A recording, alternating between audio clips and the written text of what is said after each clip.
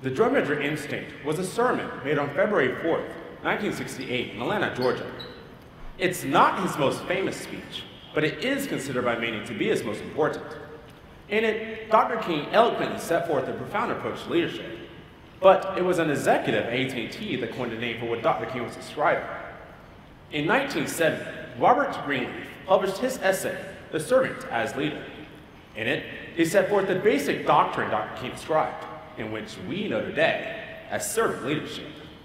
The guide, but a humble peasant, would lead them through the treacherous jungle, along a dangerous mountain path to a hidden village where they would meet the eminently wise leader of his ancient tribe.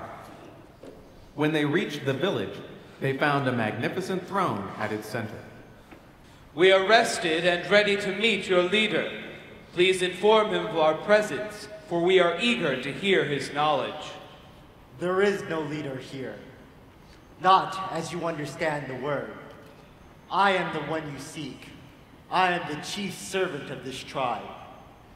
I have taught you all I have to teach. Now go forth and serve those who need you. Greenleaf was inspired by the youth demonstrations of the 1960s. Young adults, our age, helped them realize that great leaders are in fact great servants first. Servant leadership isn't about power, position, or titles. It's about having the right priorities and treating others with dignity and respect. A servant leader never asks anyone to do a job they aren't willing to do themselves. Even in the field, he always looked immaculate. He wore a spotless, starched, pressed, full-dress uniform with impeccably polished shoes, no matter how dusty and muddy the world around him got. On my first day of work for the sergeant major, I didn't know what to expect. I was sure it was going to be horrible, a suspicion that seemed to be confirmed when he took me to the officer's bathroom and told me I would be responsible for keeping it clean. And then he said something I didn't anticipate. Here's how you clean a toilet. And he got down in his pressed, starched, spotless dress uniform and scrubbed it with his bare hands until it shined. To a 19-year-old assigned to clean toilets, which is almost by definition the worst possible job in the world, the sight of this high-ranking, 38-year-old, manicured, pampered disciplinary officer cleaning a toilet was a shock. And it completely reset my attitude. If he can clean a toilet, I can clean a toilet, I thought. Now that's leadership. Each year, in thousands of troop meetings all across America, a time-honored tradition takes place. Troops recognize worthy scouts by electing them to membership in the Order of the Arrow. Whether these scouts realize it or not, they already stand out from others by exemplifying the traditions of our order. That's the point.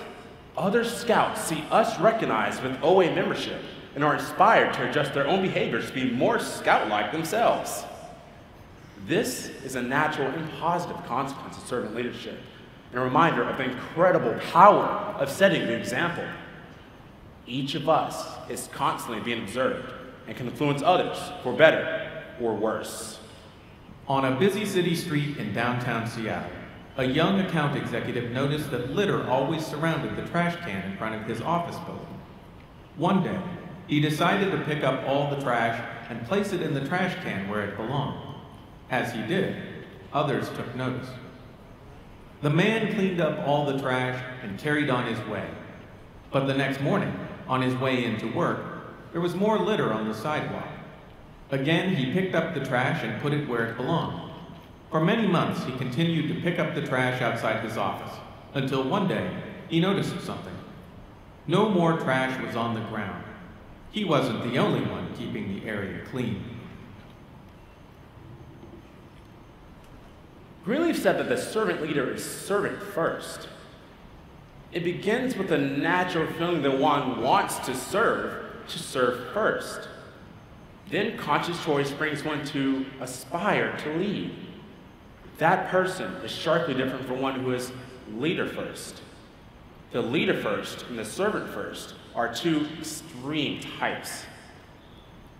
In 1915, 35 scouts were selected to become the first members of our order because they set an example others wanted to follow. They were servants first. Theirs is a legacy of servant leadership, and it continues to guide us still today.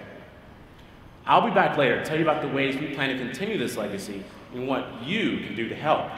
Until then, think about this. The purpose of life is not to win. The purpose of life is to grow and to share. When you come to look back on all that you've done in life, you will get more satisfaction from the pleasure you've brought into other people's lives than you will from times you outdid and defeated them. The next Chief Scout Executive of the Boy Scouts of America, Mr. Wayne Brock. Good evening. I'm extremely honored to be here tonight. And one of my proudest moments as a youth in scouting was to be called out and selected as an airman. In fact, I went on to serve as a chapter chief, as well as a lodge vice chief in the Croatown Lodge in the East Carolina Council. Okay. You know, I think the Order of the Era is one of the best youth leadership development programs there is, period. Whether it be within the Boy Scouts or anywhere else. Agreed.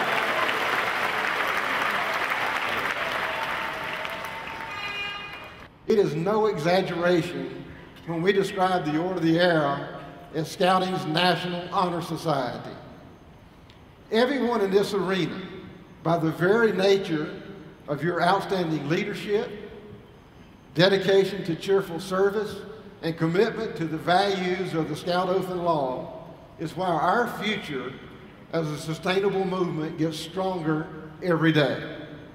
That's why we look to the Order of the Era as the foundation of what we hope to accomplish in our second century of scouting when we talk about on the national board the main thing. And as I look out at the thousands of OA members before me in this arena, I know that you are ready and able to step up and answer that call for leadership.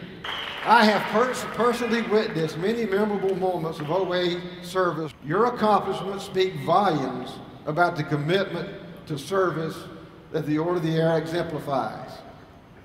What you do does make a difference.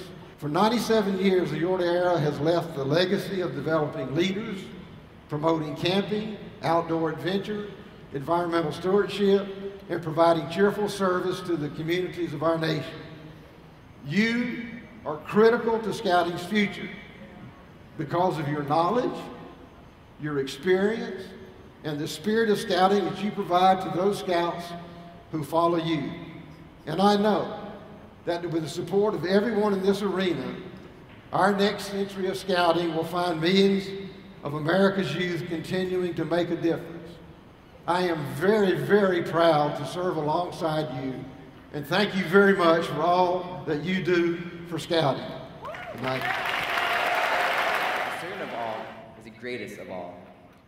The success of the Order of the Arrow today is a result of services of great many of our brothers, past and present, who have made the statement from an ordeal ceremony a reality in their everyday lives.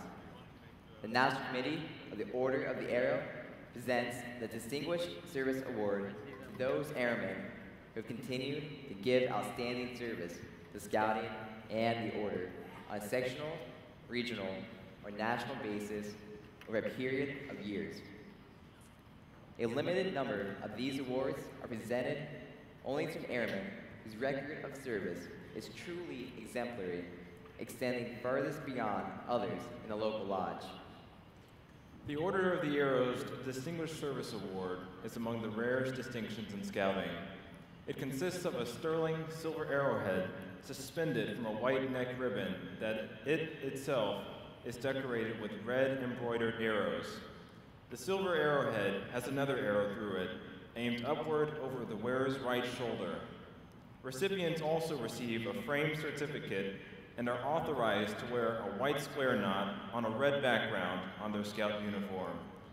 The Distinguished Service Award is a unique award in scouting, as it is the only award that is presented to youth members, to adult volunteers, and to professional scouters alike. The Distinguished Award was first presented to our founder, Dr. E. Erna Goodman. Tonight, we proudly present to you the 2012 Class of Distinguished Service Award recipients. This evening, we're pleased to present the Red Arrow to 3 deserving individuals. Our first Red Arrow recipient has served as National OA Show's sound director, sound designer, and composer for 9 NOACs and 4 national jamborees.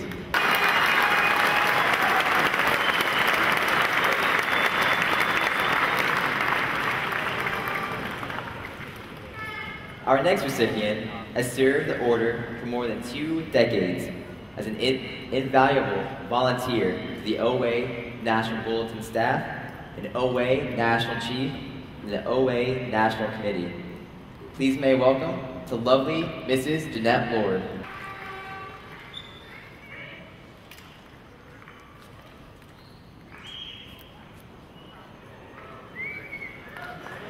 Our next deserving recipient cannot be with us tonight because he's very busy fighting forest fires in Colorado. But we think it appropriate to recognize that Corey Menson from Ely, Minnesota, has served the Order with great distinction as the U.S. Forest Service Liaison to the OA Wilderness Voyage Program for the past 12 years.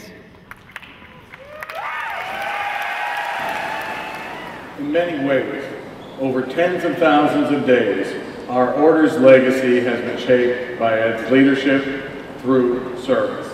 It's a distinguished honor to recognize a distinguished scholar, dedicated servant leader with more than 50 years to our brotherhood.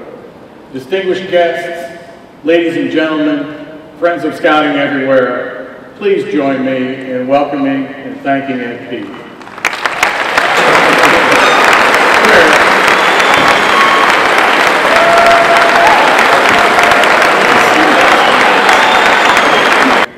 And thank all of you for the honor you've bestowed and the kindness you've extended to me tonight and throughout my life.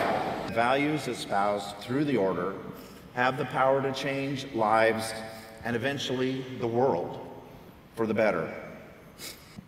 From years ago in the dim ages, through the things we do today, to the dreams we have for tomorrow, the passage of time is a continuum which the Order of the Arrow began with Dr. Goodman's vision, progressed through iterations like the ones depicted here in these vignettes, and disappears over the mountain into the far beyond. Along the way, our lives will be touched by many, and there will be many whose lives we touch as well, often without even realizing. I remember yesterdays after campfire with ceremonialists as we packed away the clothing and the candles, and in those days, the kerosene. The first time I was invited to stay after dinner for coffee with my lodge advisor, who was himself a legend, the sign which we all knew meant that I'd earned his approval and was at last myself becoming a man accepted among men.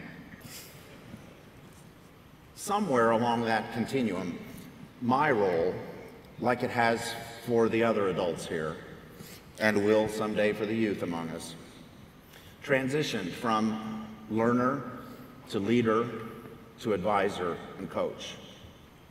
What makes all of these things so special for me is not that they're unique among scouting experiences, but precisely because they are not. I have been privileged, as each of you has been privileged, to be part of a movement bigger than any of us.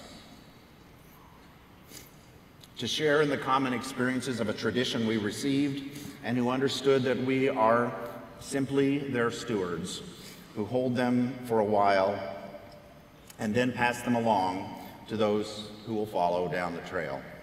I remind myself that this great continuum of shared values and shared experience is more than just that linear progression, but it's an embrace of the spirit that wraps itself around each of us, making us stronger as the beliefs we share are magnified through the bonds of brotherhood. And because of you and the many who walked our trail before you, I have been blessed to live my life looking ever onward, never over my shoulder, curious always as to what lies just over that next horizon. For that, and for the friendships we've shared along the way, I am and will always be profoundly grateful. I hope.